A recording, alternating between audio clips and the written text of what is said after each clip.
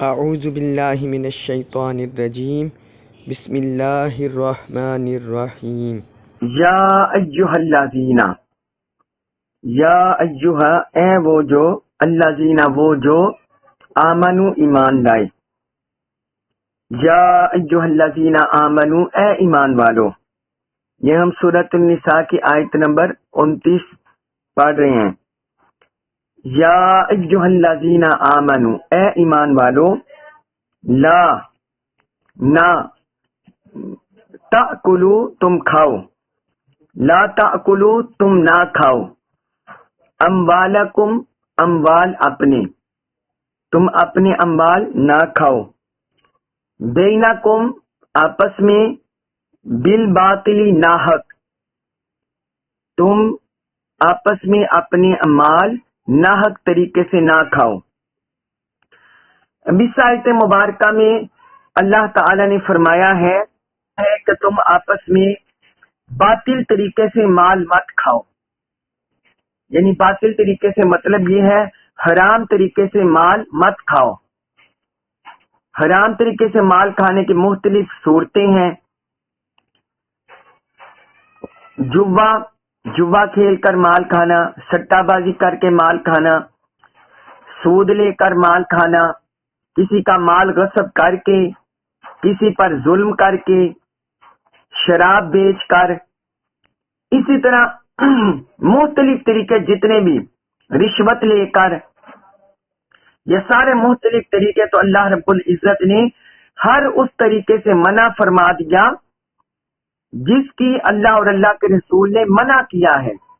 جسے اللہ اور اللہ کے رسول نے منع کیا ہے، ممانعت کی ہے، وہ ہر طریقہ اختیار کرنا اور اس طریقے سے مال کھانا، وہ مال باطل کھانا ہے، وہ ناحق مال کھانا ہے۔ تو فرمایا تم آپس میں ایک دوسرے کا مال باطل طریقے سے مت کھاؤ۔ اس میں رشوت بھی آتا ہے، رشوت بھی، کیونکہ حضور صلی اللہ علیہ وسلم کی ایک حدیث مبارک ہے، الراشی والمرتشی کلاہما فی النار، رشوت دینے والا اور رشوت لینے والا، فرمایا دونوں دوزخ ہی ہیں، دونوں دوزخ میں جائیں گے۔ اور ایک حدیث میں مروی ہے رسول اللہ صلی اللہ علیہ وسلم نے رشوت دینے والے اور رشوت لینے والے دونوں پر لعنت فرمائی ہے، رشوت دینے والے پر بھی اور رشوت لینے والے پر بھی لعنت کی ہے۔ اب رشوت کسے کہتے ہیں اور کب کوئی بندہ گناہ کبیرہ کرتا ہے اور وہ اس کا مرتکب ہوتا ہے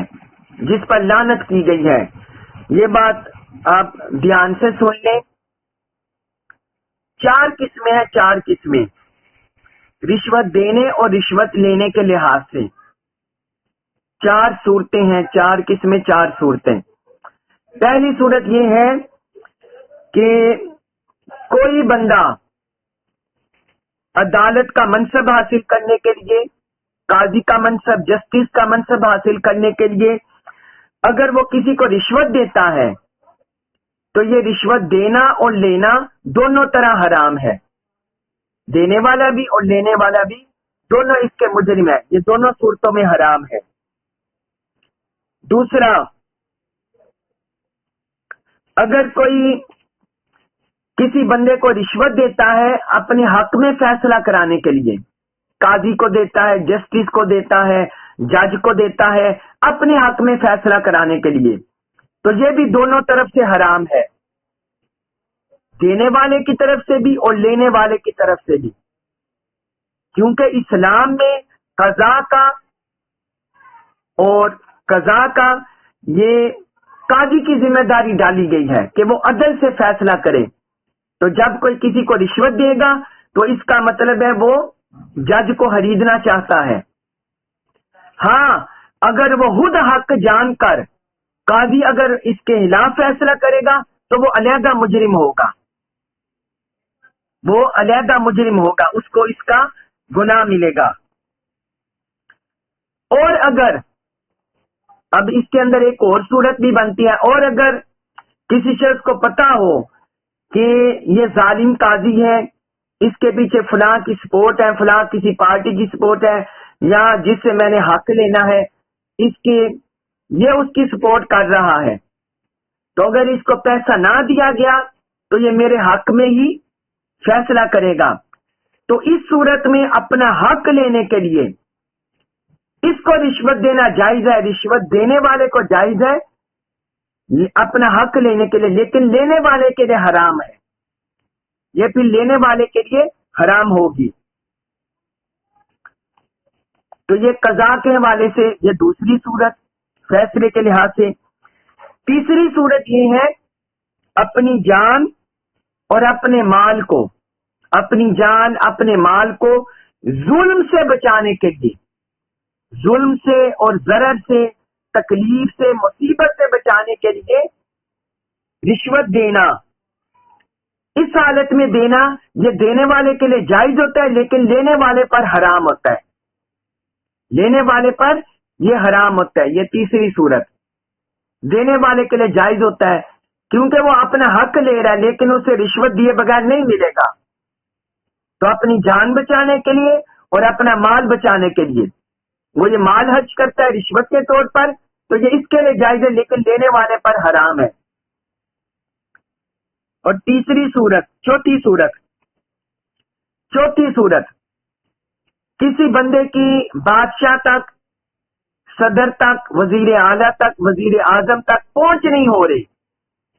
وہ اپنا مسئلہ وہاں تک لے کر جانا چاہتا ہے، لیکن درمیان میں جو رابطہ کروانے والے ہوتے ہیں سیکٹری، وہ اس کا رابطہ نہیں کروا رہے، تو اس صورت میں بھی جو رشوت دیتا ہے اس کے لیے جائز ہوتا ہے، وہ جائز مقاصد اپنا حاصل کرنا چاہتا ہے صدر سے، وزیر اعظم سے یا کسی اور اعلیٰ عہدیدار سے، لیکن جو درمیان میں بیٹھا ہوا ہے وہ اس کا مسئلہ حل نہیں کرنا چاہتا، حل کرنے نہیں ہونا دینا چاہتا۔ یہ کسی اعلیٰ عہدیدار کے حوالے سے بھی ہو سکتا ہے اور کسی محکمے کے اعلیٰ عہدیدار آفیسر کے حوالے سے بھی ہو سکتا ہے۔ مثلا وابطہ میں ہمیں کام پڑ سکتا ہے، سوئی گیس کے آفس میں کام پڑ سکتا ہے، کسی اور جگہ ٹیلی فون کے محکمہ میں کام پڑ سکتا ہے، کسی اور بھی جگہ، اور ہمارا وہاں چیئرمین تک یا سپریڈینٹ تک جو بھی اوپر ہوتا ہے وہاں بندے تک رابطہ نہیں کرنے دیا جاتا، تو اس صورت میں بھی دینے والے کو جائز ہے لیکن لینے والے پر حرام ہے، کیونکہ وہ اس کی مجبوری کا ناجائز فائدہ اٹھا رہا ہوتا ہے۔ تو اللہ رب العزت نے یہاں یہ ان سارے کاموں سے منع فرمایا ہے، سارے کاموں سے، یہ جتنی بھی ناجائز صورتیں ان سے منع فرمایا۔ اب یہ آپ کے کسی ذہن میں سوال آ سکتا ہے کہ اپنا جائز کام کرانے کے لیے کیا احادیث مبارکہ میں کوئی اس کی سند بھی ہے؟ تو وہ میں آپ کو اس پر سند بتا دیتا ہوں۔ حضور نبی اکرم صلی اللہ علیہ وسلم نے خیبر کا مال غنیمت تقسیم کیا، وہ آپ نے بڑے بڑے عطیے دیے، تو ایک شخص تھا عباس بن مرداس، وہ ایک شخص تھا، اسے تھوڑا مال ملا، وہ حضور کے خلاف وہ ناراض ہو گیا اور اس پر کوئی شعر پڑھنے لگا، تو حضور صلی اللہ علیہ وسلم نے فرمایا ہمارے متعلق اس کی زبان بند کر دو۔ وہ ناراض ہو گیا اور معاذ اللہ مال کی خاطر وہ اسلام سے باغی ہونے لگا، پیغمبر اسلام کے خلاف باغی ہونے لگا، شعر پڑھنے لگا، تو حضور نے فرمایا ہمارے متعلق اس کی زبان بند کر دو، کوئی کوشش بندہ کرے۔ تو پھر اس کو کچھ اور مال دیا، تو اس پر وہ راضی ہو گیا، تو یہ ایک صورت ہے مال دینے کی، جائز کی ایک صورت۔ یہ امام جساس نے احکام القرآن میں اس واقعہ کو ذکر کیا ہے۔ اسی طرح حضرت عبداللہ بن مسعود رضی اللہ عنہ بیان کرتے ہیں کہ جب وہ حبشہ کی سرزمین پر پہنچے تو ان کا کچھ سامان چھین لیا گیا، تو ان کے مطالبے پر سامان واپس نہ ملا، تو انہوں نے اپنا سامان چھڑانے کے لیے 2 دینار اسے دیے، منتظم کو، وہ آفیسر کو، تو تب انہوں نے ان کا سامان واپس کیا۔ یہ امام بہقی نے السنن الکبریٰ میں اس کو درج کیا ہے۔ تو اس کا مطلب یہ ہے، جو میں نے آپ کو صورتیں لکھوائیں ان میں کچھ حرام صورتیں ہیں، کچھ حلال صورتیں ہیں، کچھ جائز صورتیں ہیں، کچھ ناجائز صورتیں ہیں۔ اس کی سند باقاعدہ حدیث مبارک سے اور حضور صلی اللہ علیہ وسلم کی زبان اقدس سے اور صحابہ کرام کے احوال سے اس کی سند موجود ہے۔ لیکن بہرحال جو ظلم سے مال کھائے گا کسی کا، وہ حرام ہی کھائے گا۔ یہ سارا میں نے آپ کو بتا دیا۔